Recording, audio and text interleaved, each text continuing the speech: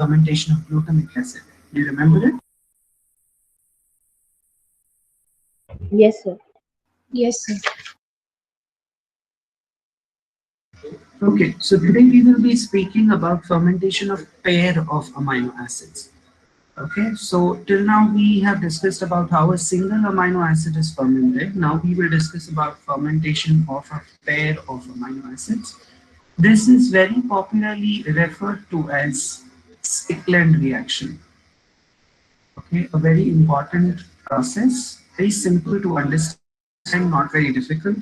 Okay, now when you say that there's a pair of amino acids involved, we need to understand that one of those amino acids is going to act as electron donor, which means that it is undergoing oxidation.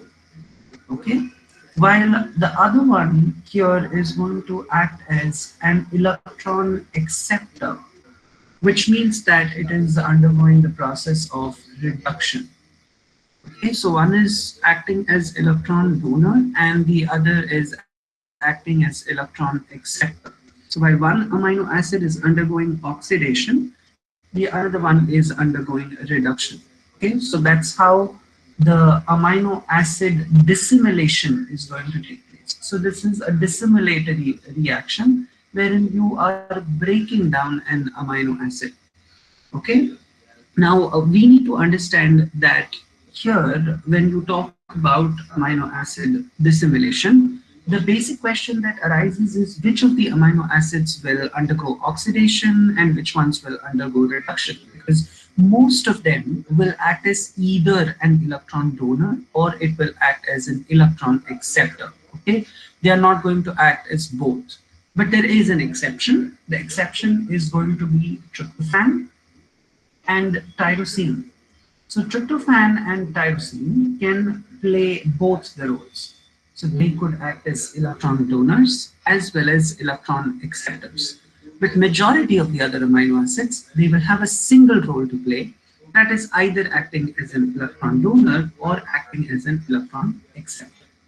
So I will show you the list of uh, amino acids which is there in your reference book as well, wherein they tell you that which of the amino acids are going to act as electron donors, where you can see alanine, leucine, isoleucine, norleucine, valine, histidine, phenylalanine, tryptophan, tyrosine, serine, and asparagine. While in electron acceptors, you can see glycine, proline, hydroxyproline, ornithine, arginine, tryptophan, tyrosine, cysteine, and methionine. So you can see that tryptophan and tyrosine is coming under both the categories of electron donors as well as the category of electron acceptor. Okay, now when you talk about pair of amino acids, we are going to discuss about one pair and see how it is being, oxidized and reduced when you talk about the Stickland reaction. So let us see what exactly happens in that process. So when you talk about taking an example, we are going to take example of alanine and glycine. Okay, now alanine and glycine में हमको ये चीज याद रखना है कि most of the clostridial species, they cannot ferment alanine or glycine singly. So single amino acid based fermentation is not possible. Alanine and glycine is going to be metabolized by Stickland reaction, by a coupled oxidation reduction reaction only by most of the Clostridial species. Okay, most of the Clostridial species will not be able to metabolize them singly. They will always be able to metabolize them, in a pair. So what is the overall reaction? Let us see that. Okay? So the overall reaction in this particular case is shown like this. I would want you to note this reaction simultaneously, and we will be obviously observing what exactly happens in the entire pathway at a later point of time.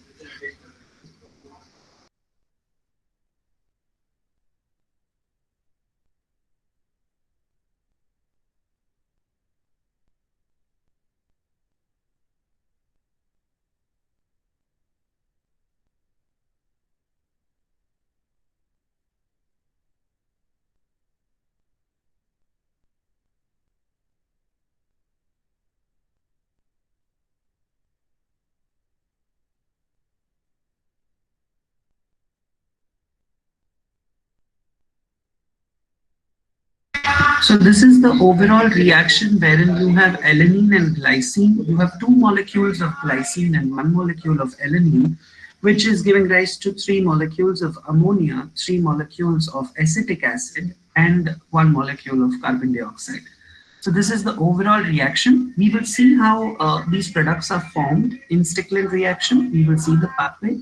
But once you are done writing this reaction, just let me know by typing a yes or done in the chat box.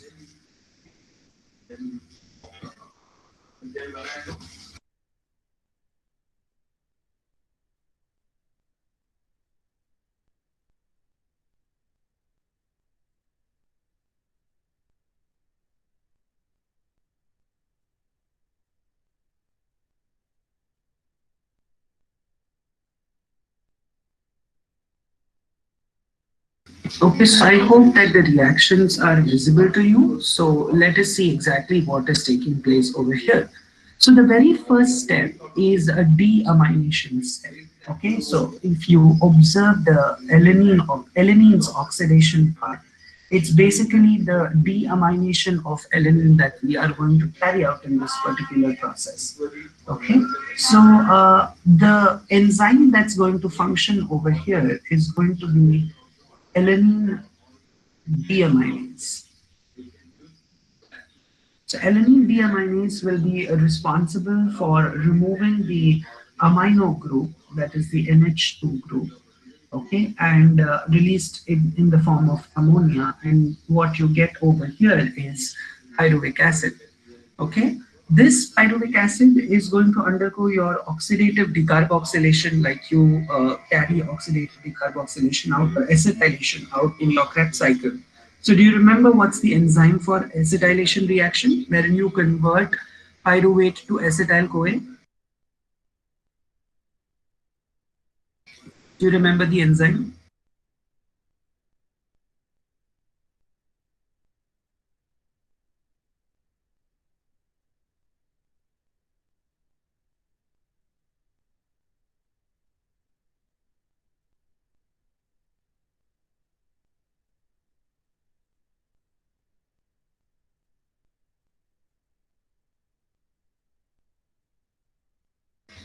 You don't remember the enzyme which is responsible for converting pyruvate to acetyl CoA? Krebs cycle should be pyruvate to acetyl CoA. Krebs cycle. See what is happening there. You're removing carbon dioxide. Okay, you're removing hydrogens. NAD is converting into NADH. And coenzyme A is added and forms an acetyl CoA. You don't remember the enzyme for this? Pyruvate dehydrogenase. Why is it taking so much time to give a simple answer? I really don't understand. So your enzyme is going to be pyruvate dehydrogenase, right? So you get acetyl CoA from that process. What next? So you're going to replace the acetyl CoA with a phosphate group. Okay. So the enzyme over here is going to be acetyl phosphotransferase, which will remove coenzyme A and instead will insert a phosphate group. So that's going to be acetyl phosphotransferase. And finally, what you do is you're going to add a water molecule over here. Okay, the phosphate group is going to be removed, ADP will accept it and will get converted into ATP. So what you get over here is going to be acetate. Okay, the enzyme is going to be called as acetate kinase. Let us repeat once again. We said that the very first step is when you're removing the amino group from alanine. It's a deamination reaction. So alanine deaminase is your enzyme. Ammonia is released in this process. You are forming pyruvic acid. Pyruvic acid is being converted into acetyl CoA by the process of oxidative decarboxylation. The enzyme is pyruvate dehydrogenase. CO2 is released in this process. Oxidation is carried out. Hydrogen removed is accepted by NAD, gets converted into NADH. acetyl group is formed to stabilize that you had coenzyme A. So the product you get is acetyl CoA. Then you have acetyl phosphotransferase, wherein CoA is removed, phosphate is added. So your product is going to be acetyl phosphate. And that acetyl phosphate is going to lose its phosphate group.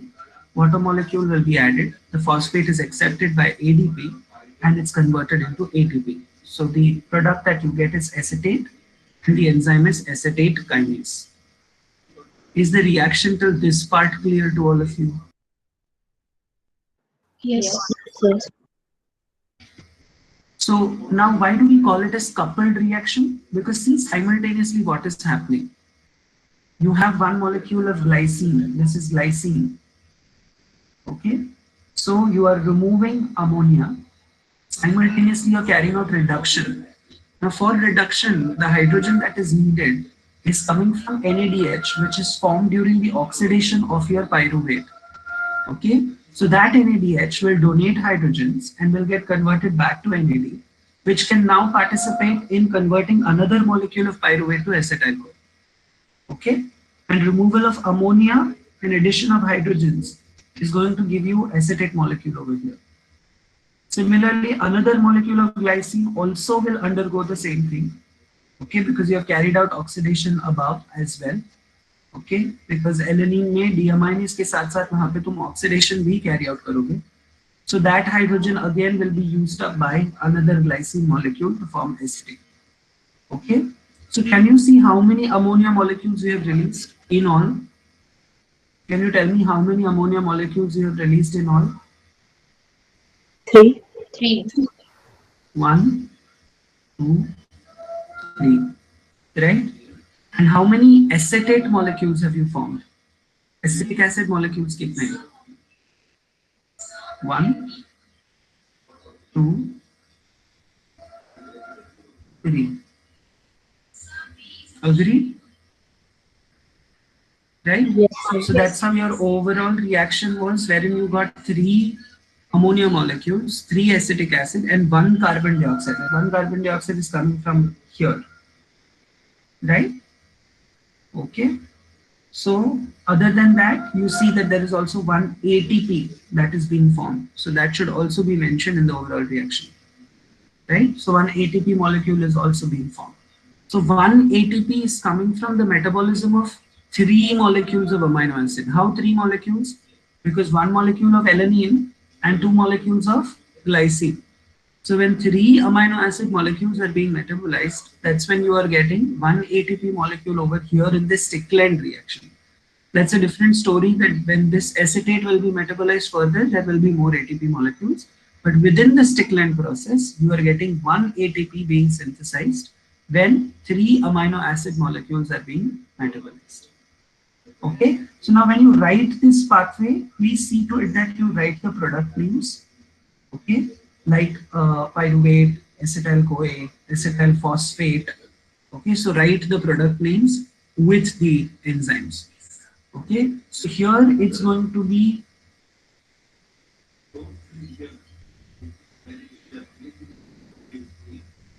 glycine dehydrogenase, though it's a reduction based reaction, it's a reversible process. So glycine dehydrogenase is going to be your enzyme, which is responsible for converting glycine to acetic acid. Okay, and here also I think because oxidation is there, you should prefer writing alanine dehydrogenase than deaminase, because oxidation is always the one. See, deamination and oxidation is going to take place as two separate steps. Okay, but because it has been indicated together over here, it's better to write dehydrogenase. I hope you are understanding what I'm trying to say over here. Yes? Are you getting the point? It's always better to write dehydrogenase when you are showing two reactions coupled together and oxidation is one of those. Okay. So will you quickly write this? Do not forget to write the name of the products. If you have any questions, please ask.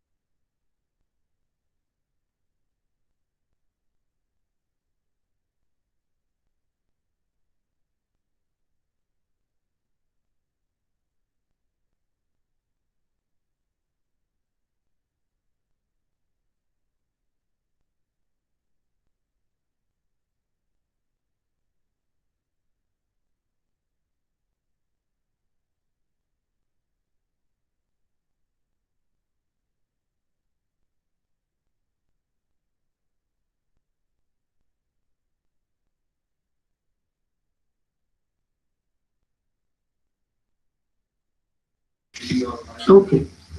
So for Stickland reaction, what you're going to refer is Stanier. Okay, so you're going to refer Stanier for Stickland reaction. Uh, you will see it in the section of catabolism of proteins that they talk about the Stickland reaction. Okay, so that marks the end of the catabolism section of proteins, and now we are going to move ahead towards anabolism of proteins.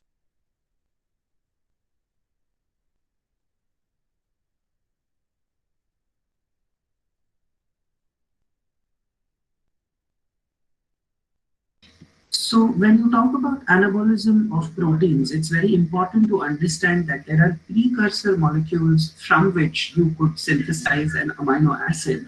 And from that amino acid, you could synthesize other different types of amino acid. And that's how you group the amino acids into different families depending on the original or the mother amino acid from which they are formed. So for example, we know that alpha Kg, that is alpha ketoglutarate, is the precursor molecule for glutamic acid. Once you get glutamic acid, from that you could synthesize glutamine, arginine, and proline. So glutamate, glutamine, arginine, and proline, they belong to the family of glutamate, okay, or glutamic amino acid family. Well, if you see oxaloacetate, it's the precursor for aspartic acid. From aspartic acid, you could synthesize amino acids like asparagine, methionine, threonine, isoleucine, and even lysine. So all these together form a family called as the aspartate family.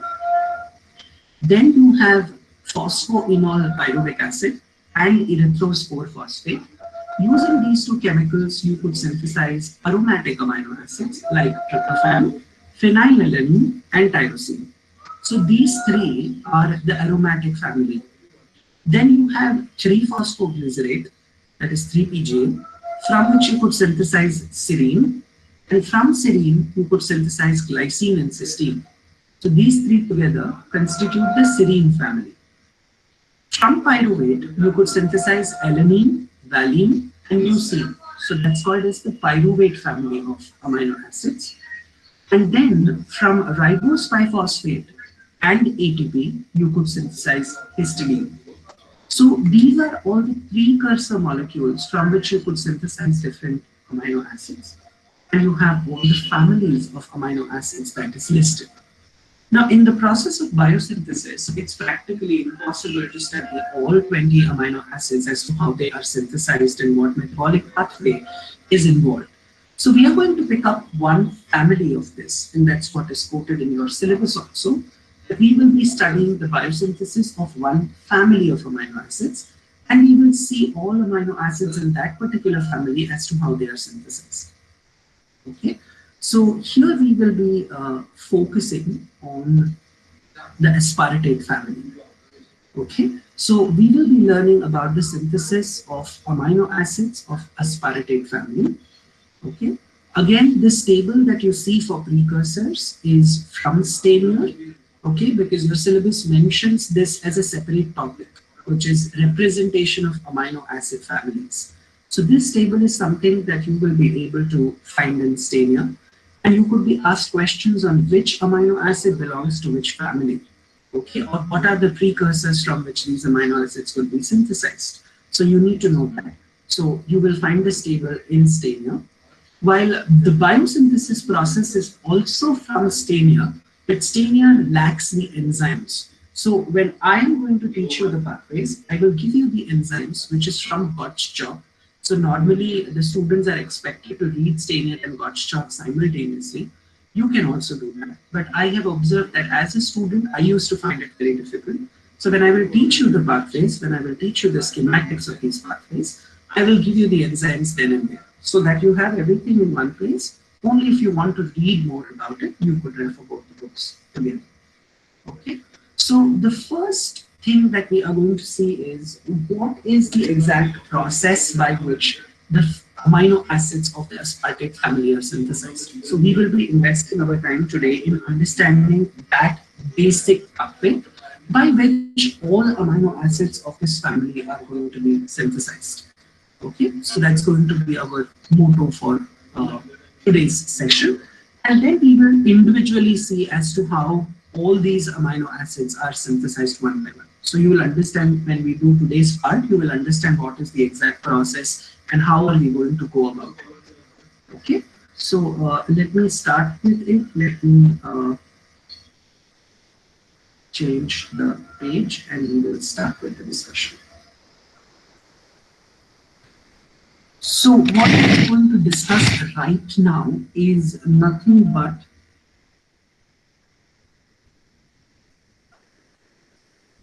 biosynthesis of amino acids of aspartate family.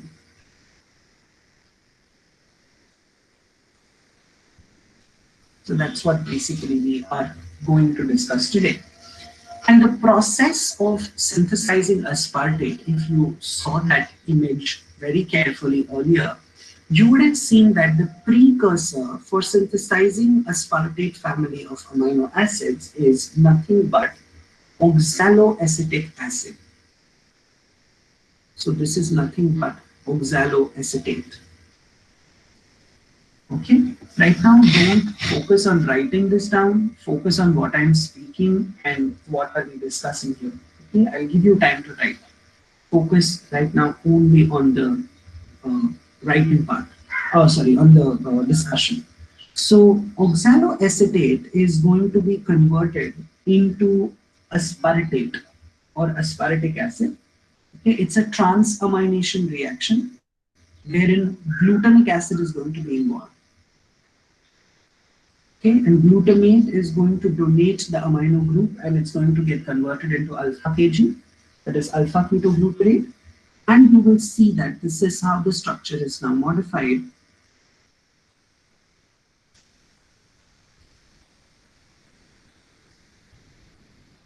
So this is nothing but aspartic acid, which we also refer to as aspartate.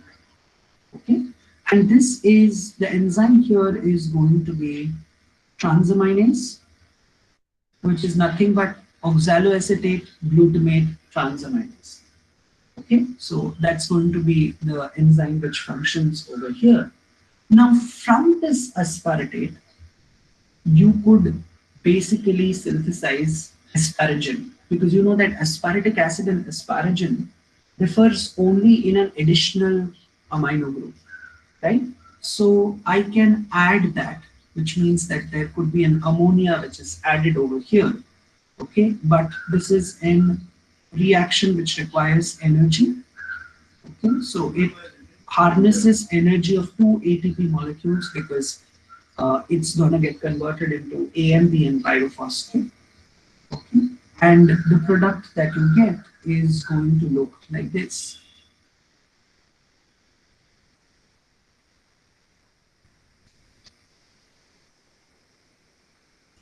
This is nothing but asparagine, and the enzyme which is responsible for converting aspartic acid to asparagine is what we call as asparagine synthase. So you can see that we have already seen as to how two amino acids, because if you noted earlier in the family of your aspartate, let me show you that table again. In the family of aspartate, you have how many enzymes if you, or rather how many amino acids if you carefully observe? 1, 2, 3, 4, 5, and 6. Right? So these are the 6 amino acids that are part of the aspartate family. Okay, out of which we have already seen that 2 of them are synthesized. One is aspartic acid and another is asparagine. Right? But what about the rest 4? What is the process by which the rest 4 are synthesized? So the rest 4 could be synthesized by taking this process ahead, wherein aspartate is going to be converted into a compound called as beta aspartyl phosphate, which means we are adding a phosphate group. The donor of that phosphate is going to be ATP, which gets converted into ADP. And obviously, the enzyme that functions over here is going to be aspartate kinase because you're adding phosphate and the donor is ATP over here. Okay, so you're converting aspartate to beta aspartyl phosphate. Enzyme is aspartate kinase, and the donor of the phosphate group is ATP getting converted into ADP. Now, this aspartyl phosphate will be further converted to aspartic beta semialdehyde. Now, how is this conversion going to take place? First and foremost, you get rid of the phosphate group, for which a water molecule will be taken in and phosphate will be given out. And you will carry out reduction, wherein the donor is going to be NADPH getting converted into NADP. Okay? And you will be forming your aspartic beta semialdehyde. Okay? Now, aspartic beta semialdehyde is something like this.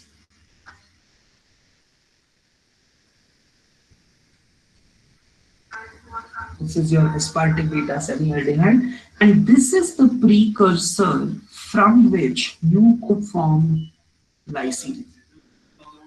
Okay, so we are talking about the general process right now. See, we are not talking about the entire pathway. We are speaking about the general process as to which how all amino acids of your aspartic family could be synthesized from a single process. Okay, so we are seeing a very generalized process over here. Okay, जहाँ पर हमने देखा aspartate कैसे बनता है oxaloacetate से, aspartate से asparagine कैसे बनता है ये भी हमने देख लिया, and how aspartate can be metabolized further to the level of aspartic beta semialdehyde from which you're synthesizing lysine.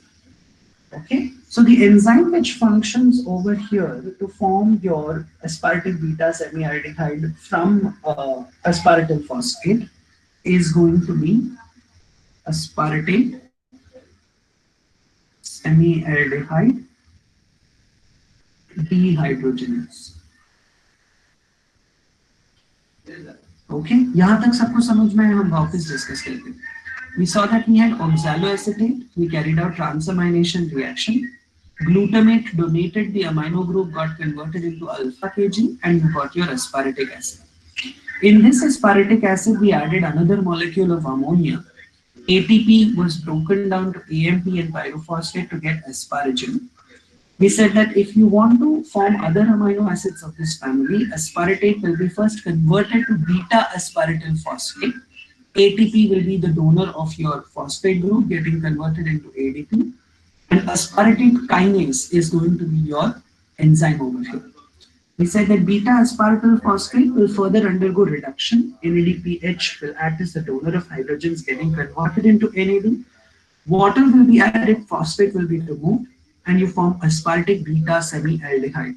So your enzyme is going to be aspartate semialdehyde dehydrogenase. This aspartic beta semialdehyde can be further converted into lysine by specific set of reactions. Is that very clear to this point? All of you, Yes, sir. Yes, sir. can you quickly note this down? अभी तक हुआ नहीं है ये, but I don't have space to write below if I'm not wrong. So it's better you note this down. Then I'll change the page. Do you want me to zoom it and then gradually go down, or is it visible to all of you? It's visible, sir. Visible. Oh.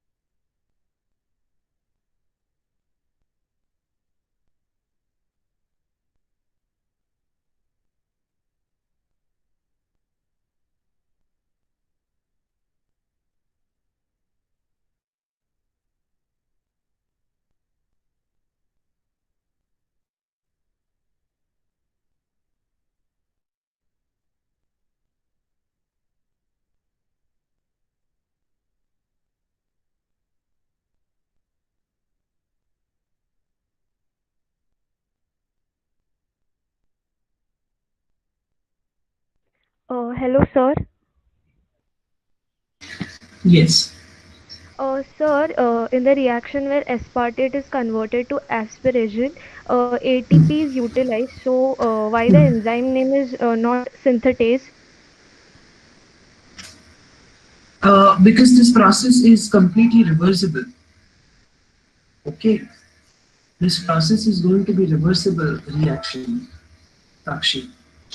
You can form aspartic acid from asparagine as well. So reversible reactions का तुमको पता है enzyme name जो है वो constant रखा जाता है right Sakshi Okay, sir. Yeah.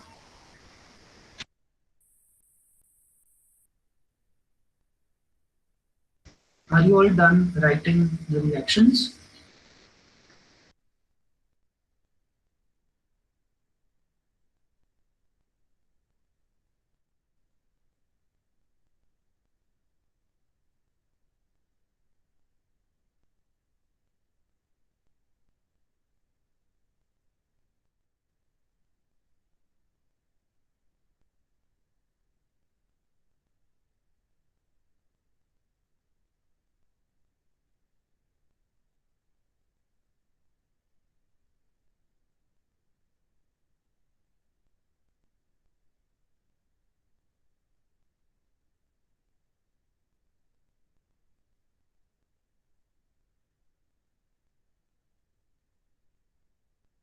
okay so you will continue writing the reactions below semi-aldehyde okay and I don't have space so I'm going to shift to the next page and uh, you guys can continue below aspartic semi-aldehyde itself. So now the aspartic semi-aldehyde, which looks something like this.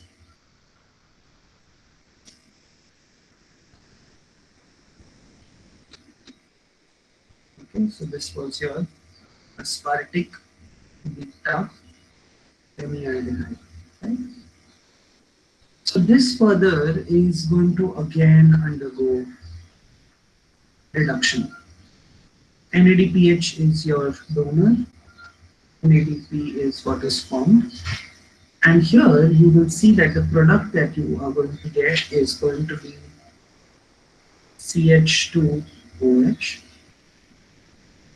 CH2, CHNH2, COH. The hydrogens that you have added has gone to this carbon, right? So that's how you get CH2OH there. So this is nothing but homoserine, okay? And homoserine is the precursor for methionine, okay? And the enzyme is going to be homoserine dehydrogenase. Okay. Now, homoserine will be converted to homoserine phosphate, which means again we will be utilizing an ATP getting converted into ADP, and what you are going to get is CH2O phosphate. Okay. CH2CH NH2 COOH. This is nothing but homoserine phosphate.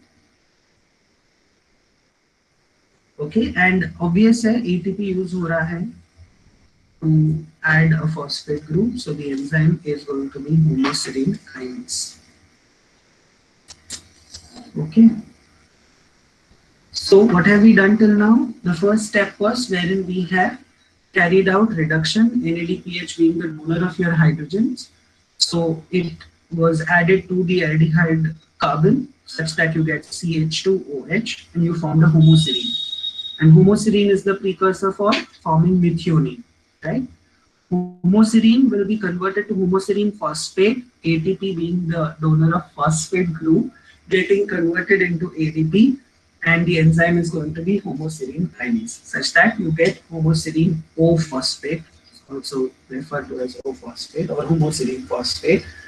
Now, this homoserine, you can add a water molecule to it, get the phosphate group removed, okay, such that the product that you are going to get is going to be CH3, CHOH, CHNH2, COOH.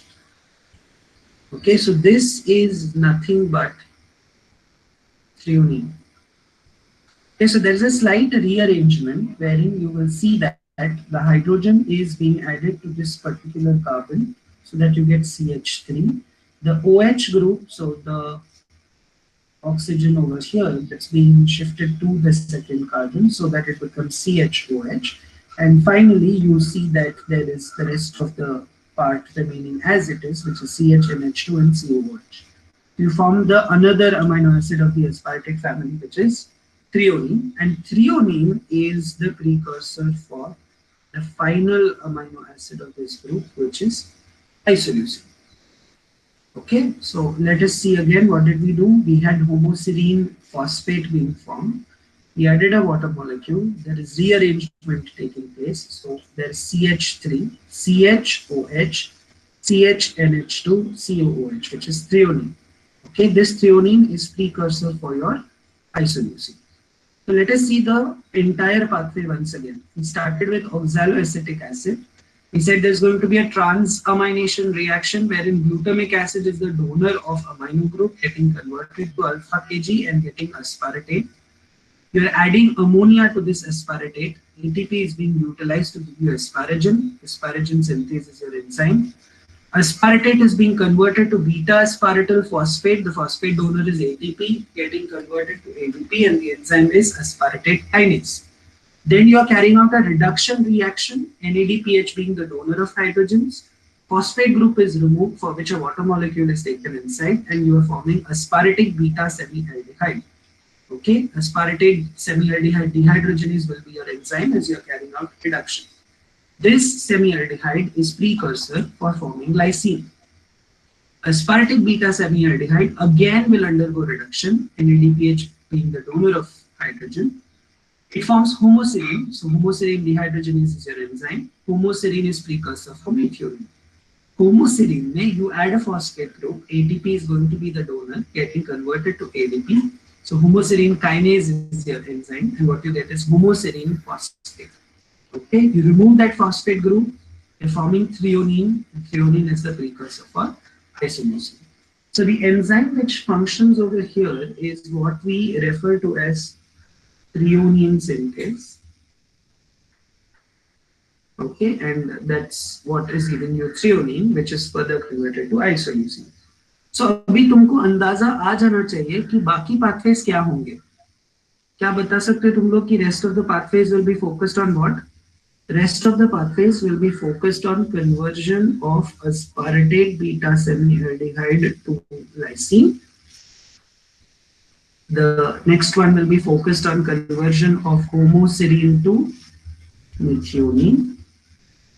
Okay, and we will also see how threonine is converted to isoleucine. So those are going to be the rest of the pathways that we will be focusing on when it comes to biosynthesis. Okay, now why is it that we are focusing on these three? Because already the rest three synthesis we have seen. You have seen how oxaloacetate say you form aspartate, right? So this synthesis is already seen. Aspartate to asparagine synthesis is already seen. And how from oxaloacetate you could reach up to threonine, that is also observed. Are you understanding? So तीन amino acid का synthesis यही pathway में हमने देख लिया है, but बचे हुए तीन अमीनो एसिड के लिए उनके प्रीकर्सर से आगे तक का जो प्रोसेस है वो तीन अलग पाथवे के फॉर्म में हम पढ़ने वाले हैं. So in the general process you have seen the synthesis of 3 amino acids out of 6, and then the rest 3 amino acids you will be studying it as individual pathways. Is it clear? Yes, sir. No. Yes, sir. Did you write it? If not, write it down.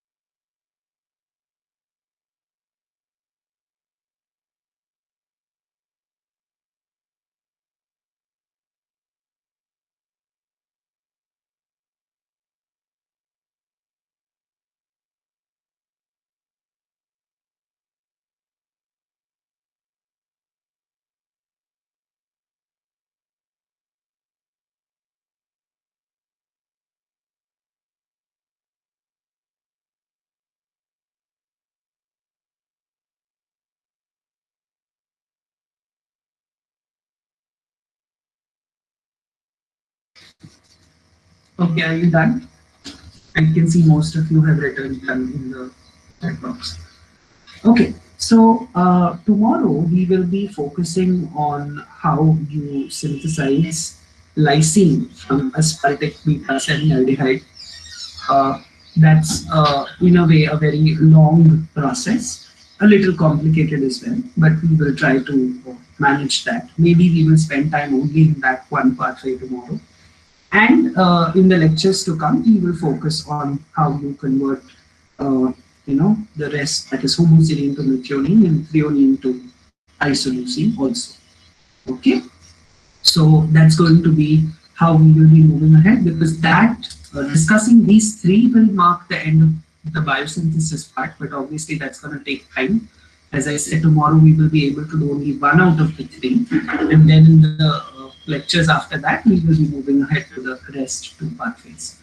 Okay, so then that will mark the end of the section of proteins, and we will be left with the section of nucleic acids. Okay, so the complicated part now begins from here, because these three pathways are also going to be a little complicated. So start writing and practicing these things on a regular basis.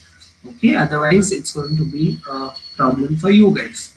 Okay, because as I said that the complexity will start increasing now and nitrogenous bases is worse. Okay, so see to it that you are practicing the pathways on a regular basis. Also, please start studying for your internals. Do not take it lightly.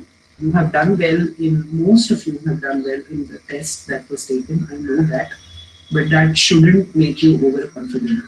Okay, see to it that you are preparing yourself well and you do not lose marks unnecessarily in that test. Okay. Yes, sir. Yes, sir. So, Okay. So see you all in tomorrow's session. Bye bye.